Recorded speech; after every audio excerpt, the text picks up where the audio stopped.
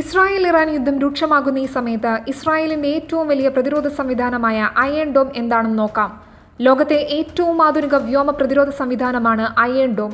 വ്യോമമാർഗമുള്ള ഏതാക്രമണത്തെയും ആകാശത്ത് വെച്ച് തകർക്കുന്ന ഇസ്രായേലിന്റെ അത്യാധുനിക രക്ഷാ കവചമാണിത്.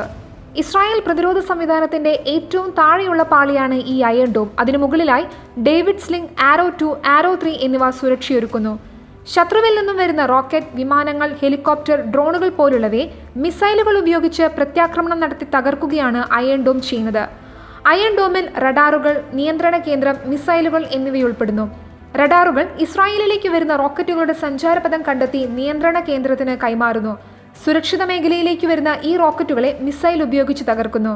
അയൺ ഡോമിന്റെ ഏറ്റവും വലിയ പ്രത്യേകത വരും ഭീഷണികളെ തിരിച്ചറിയാനുള്ള കഴിവാണ്. ഒരു ശത്രു റോക്കറ്റ് ജനവാസമില്ലാത്ത പ്രദേശത്തോ കടലിലോ പതിക്കുമെന്ന് കണ്ടാൽ അതിനെ തടയില്ല. ഏത് പ്രതികൂല കാലാവസ്ഥയിലും